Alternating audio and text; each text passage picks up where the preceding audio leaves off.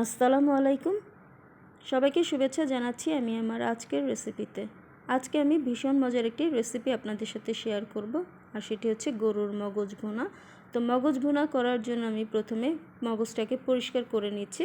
তো মগজের ভিতরে যে পাতলা একটা পর্দার মতো থাকে, তো সেই পর্দাটা আমি পরিষ্কার করে নিচ্ছি।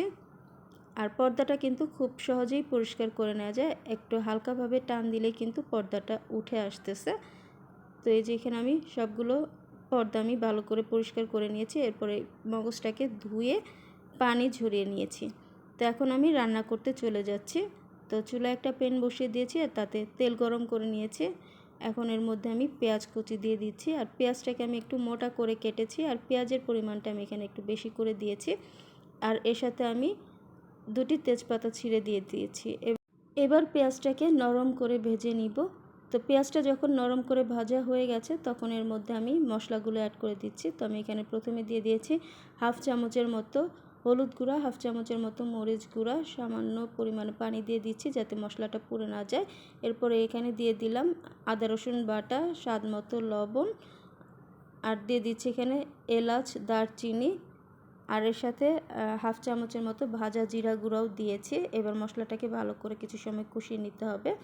তো এই যে মশলাটা ভালো করে কষানো হয়ে গেছে, তো এখন এর মধ্যে আমি মগজটা দিয়ে দিলাম। তো মগজটাকে আগেই ভালো করে পরিষ্কার করে ধুয়ে পানি ঝরিয়ে রেখেছিলাম, তো সেটা দিয়ে দিলাম। দিয়ে এবার মগজটাকে খুন্তির সাহায্যে একটু ভেঙে ভেঙে দিচ্ছি। তো আপনারা চাইলে কিন্তু হাতের সাহায্যেও কিন্তু মগজটাকে ভেঙে নিতে পারেন। তো এবার মগজটাকে ভালো করে পেঁয়াজের সাথে কিছু সময় কষিয়ে নিব। তো যখন মগজটা ভালো করে কষানো হয়ে যাবে, তখন এর মধ্যে আমি পানি দিয়ে দিলাম।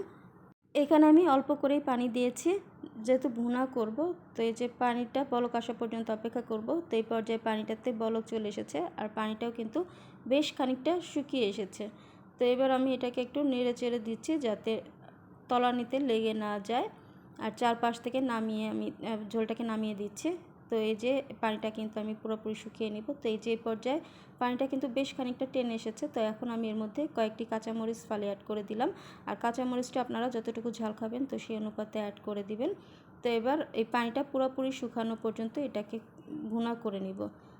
তো এই যে এই পর্যায়ে কিন্তু পানিটা কিন্তু পুরোপুরি শুকিয়ে গেছে, আর তেল কিন্তু ছাড়তে শুরু করেছে। তো এই যে আমার মগজ ভুনাটা হয়ে গেছে। তো এই পর্যায়ে আমি চুলাটা অফ করে দিয়েছি। এবার এটাকে আমি একটা সার্ভিং প্লেটে সার্ভ করে দিয়েছি। তো তৈরি হয়ে গেছে গরুর মগজ ভুনা। খুবই সহজ এবং মজার একটা রেসিপি। আর এরকম মগজ ভুনা থাকলে কিন্তু গরম ভাতের সাথে আর কিছুই লাগে না, নিমিষেই 1 প্লেট ভাত শেষ হয়ে যাবে। আর এই রেসিপিটা ফলো করে আপনারা খাসির মগজ ভুনাও করতে পারবেন। তো আশা করছি আমার আজকের এই রেসিপিটি আপনাদের ভালো লেগেছে। যদি ভালো লাগে তাহলে অবশ্যই আপনার ফ্রেন্ডস অ্যান্ড ফ্যামিলির সাথে শেয়ার করবেন। তাহলে আজকে এই পর্যন্তই, সবাই ভালো থাকবেন। তো আল্লাহ হাফেজ সবাইকে।